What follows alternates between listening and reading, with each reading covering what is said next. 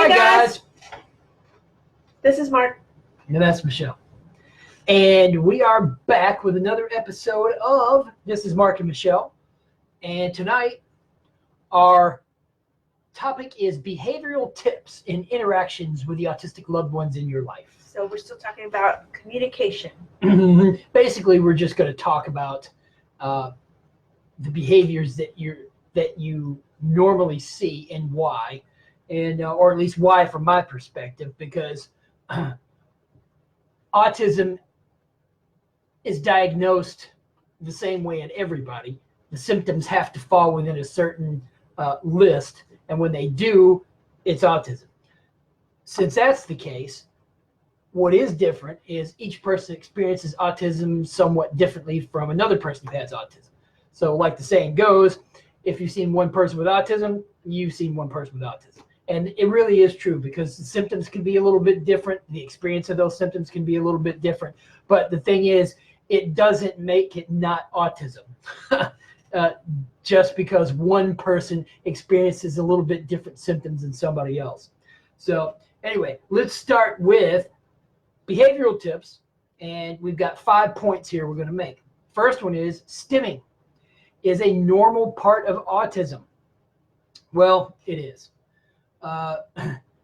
You probably deal with a lot more stimming now than I do. I've got a drummer who will go like this, holding his drumsticks and play. And so, yeah. And let's see. I guess I should describe that since we have podcasters. Yes. So he'll hold his sticks, but then he'll raise both hands with the sticks still in his hands and flap. Just his hands, though, not the floppy flap. Right. It kind of on a vertical axis. Yes. He just kind of moves his hands around a vertical axis. And then he can play again, and then he does the flap again. Mm-hmm. And my stimming took two different forms, I think.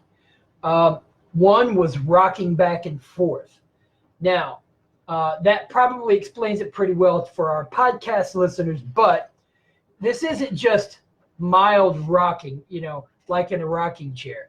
This is really hard rocking back and forth and back and forth. Would that be like a 30-degree angle? Yeah, 30, 35, something like that. But it would be very hard rocking, very noticeable. Mm-hmm. Couldn't ignore it. And I would do it either sitting in a chair, sitting on the floor, standing to her and everyone else's annoyance. And it calmed me, though, but everybody else was annoyed. But that's just kind of how it was. You didn't even know you were doing it. Sometimes I did. Did you? Uh-huh. And I knew it as soon as you guys told me I was doing it. Did you know it before? Yeah, I always knew I was rocking, especially when it's really harsh rock, like when it's sitting on the floor, especially when I was in my teens. Can you describe what that was doing for you? It was getting out energy. And by getting out that energy, it calmed me down. And it was a lot of energy. I mean, even in my 30s, I remember working for Borders Books in Atlanta, and one of the regional managers was in there, and she goes, "Man, you got a lot of energy." I said, "Yep," as I ran off. And I literally ran through the store. So, a grown man doing that. So, but then my other form of stimming, which some of you may be familiar with, was playing a piece of music over and over and over and over and over and over and over again, hundreds of times, to her utter annoyance. Say that again. Over. And so, let's see. Ferris Bueller's Day Off, for those of you who know the movie from 1986, there's a song in there called Dankeschön. And Ferris is on a float in the middle of downtown Chicago, and he's singing this song to his two friends. And I played that, I guess it was back in 2009 or 2010. I had it on in the kitchen, playing over and over and over again. Played it 200 or 300 times and So there was a whole conversation on Facebook about it, how Michelle was planning on moving out to St. Louis with her friend in Missouri, and how her friend was fluffing up the pillows for Michelle's arrival in 10 hours, and and stuff like that. And me just trying to blow it off. I didn't realize I was being such a jerk about it, but I wasn't intentionally being a jerk by any means. But she actually left the house, and for a while, I think she went to dinner with some friends. I did. I couldn't handle it. Right. And so I didn't force you to stop, though. I always let you be you. Yeah, I just had to leave sometimes. She did. And I would TV shows over and over and over again. I saw one you posted the other day about Andy Griffith. Yeah, I saw that. Andy Griffith over and over again. Yeah, and it's the same 4 episodes or something. Yeah, that's because there was only 4 on. I noticed a friend actually offered to get more, and you were upset about that. But yeah, I'd play TV show. I'd watch TV shows over and over and over again too. Do you know why you did that? Comforting. The TV show thing too, as well. Yeah, yeah, because it was something that was very predictable. I knew exactly what was going to happen. Yeah. Yeah. Well, I can relate to that though. Yeah. But I didn't watch them over and over and over. No, because you had such strong feelings of comfort watching them one time, it held on for a long time. Yeah, I guess maybe. And it was easy for you to recreate those feelings. Not so for me. And so the most recent time I've listened to a piece of music hundreds of times was maybe about 3 years ago. And I listened to a piece of music over and over, about 540 times. iTunes had the play count. I think it was over 500 times. And I haven't done that since Medical Medium. Yeah, exactly. Hadn't needed to. And you know what is interesting? We haven't needed CBD oil lately either. No. We've changed so much. We've changed so much since the beginning of the year that we no longer need CBD oil. Yeah, it's interesting. So the next one. Let's try not to take 7 minutes to talk about the rest of each okay. of the others. Isolation happens because of lack of connection. Yes. Tony Attwood, the author of The Complete Guide to Asperger's Syndrome. He is a British-Australian psychologist who now practices in Australia, I think. And do we still have that book? No, I gave that to Brandy since she has an 8-year-old on the spectrum, now 9-year-old. And Tony Attwood said in this book, there is one surefire way to cure Asperger's syndrome, and that is leave the autistic person in the room by themselves. Okay, that's not a cure. That's that's not healing. That's not whatever. But I get his point. They can be who they are. And so to me now, after having gone through recovery, I'm not isolated anymore. I felt isolated, but once I was able to connect with people or connect with her, and for that matter, connect with the pets, Chloe. Goodness, what a huge difference that was. Well, we had Michelle and I got 2 rescue cats, Prissy and Chloe, back in October 2006. And I didn't really connect with them. I liked them and I pet them, but I also got mad and chased them around the house too. Yeah, and threw them sometimes. Yeah, no, not them. Well, needles. Yeah, needles. And so and that was an unfortunate. That was long before we knew anything. Yeah. And so didn't really connect with them. But as I was going through recovery, I connected more and more. So that by the time August 2016 came around, I think it was 16. Prissy had cancer. She was a dark tabby with dark fur, and she had cancer. She had gotten so sick, and we held on to her too long. Yeah, we did. And so I took her. But I let Mark decide because she ended up being his cat as he recovered. Right, and it was a mutual decision. It wasn't just me.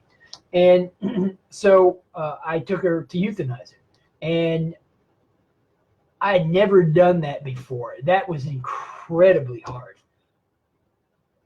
The only time I'll be that upset or more upset is when she goes. But it was difficult to do that. And but then I wound up loving Prissy, which I hadn't couldn't really say I had before. And Chloe, we had to euthanize her earlier in the year. I don't remember when that was, but just a few months back, and wound up growing fond of her too. And so now we have two young guys that are a year and a half old, a little over than that. And Mark is very connected. I'm very attached to those two guys. And so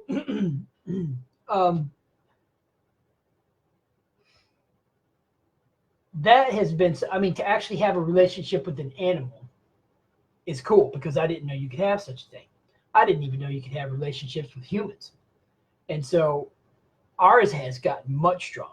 I think we've made up for the 25 years or the 19 years in the past 6. But when you don't have connections with people, it's easy to be alone and by yourself. And I enjoy being by myself.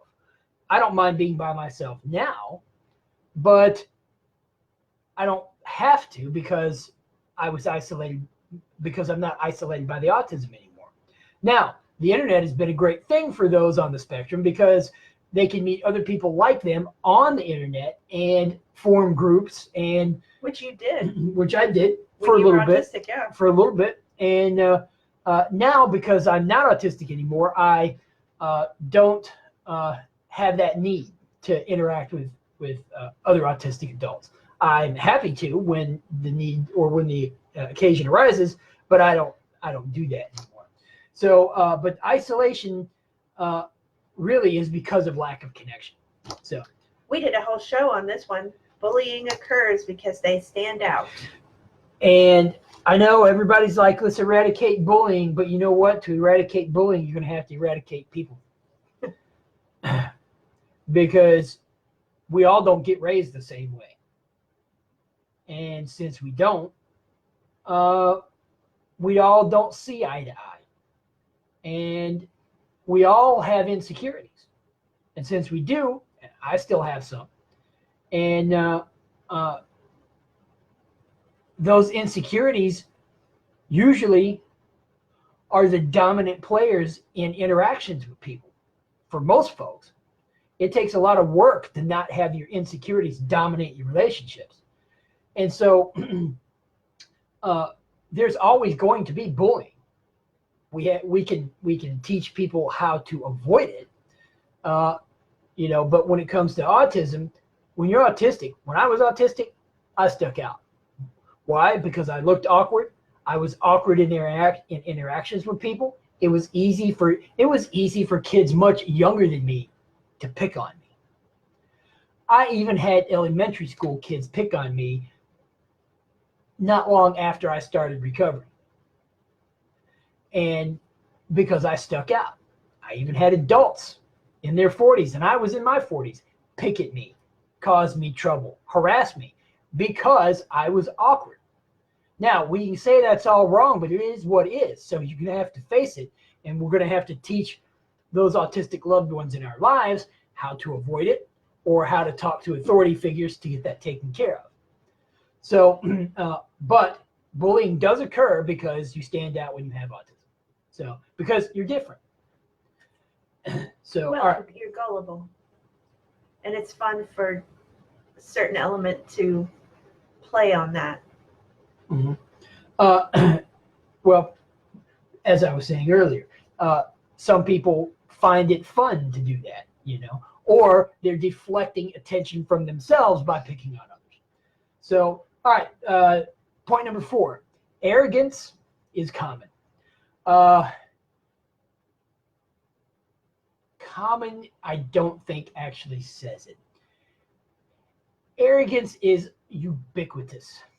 In other words, it's it seems to be always present in adults with autism. I was very arrogant, and I've come across autistic adults who try to teach me about myself, and I realized that I was that way. And I do have I have a certain amount of understanding. I don't have a lot of compassion, because I caused a lot of trouble for myself being that arrogant. And they do too. They just don't realize it. They just don't make the connection. So arrogance, you'll find, is common. Ignore it. Because it's pointless to argue with it. Because it always thinks it's right. I got called a know-it-all so often that I actually had to remove that trauma some years back. So did you want to talk about that? You were arrogant, Mm-hmm. and I was always wrong. Mm-hmm. Even when you were right. Yeah. So I would just walk away from it. And often she was right when it came to relationships because she knew them. I didn't. And the whole crux of autism is not understanding social cues and social communication and body language and emotional context and this type of stuff. And so when she knew all of that stuff because she had grown up with it, she was trying to tell me, hey, no, that's really this way. I wouldn't hear anything of it because I knew. No, I didn't know. Because the autism kept me from knowing. So, all right, point number 5, mind blindness is real. And that's where some of that comes from. Exactly. And I'll explain what mind blindness is. Mind blindness is the inability to form an idea of what someone else is thinking. That, and it goes even deeper than that, it's not realizing that other people have their own opinions and their own ideas and their own beliefs and their own thoughts, entirely separate and very different from yours. Because October 2015, so it's been almost 4 years now, October 2015 is when I started to lose my mind blindness. And it was fascinating because we had just laid off some people at the store because I work for Whole Foods. And that was in October 2015, we laid off some folks. The whole company did, across company-wide. And I could actually see the sadness on other people's face and actually feel it in a very general way across the whole store. Weird to say, but I never could do that before. And I saw people moping around because friends of theirs had gotten laid off. And then another example of this is finding that other people don't think like me. They think very differently than I do. So even to find out that she thinks differently than I do. Now, I kind of knew that. But when you find out how deeply other people think differently than you, it's shocking. Because I thought most people were pretty much alike. But losing the mind blindness helped me see the other minds that I was interacting with. And it's been really cool because people are very different. NTs are as diverse as anyone else. Why wouldn't they be? Because that's where most diversity lies, is in the entire human race, not just one tiny little group like high-functioning autistic adults. And so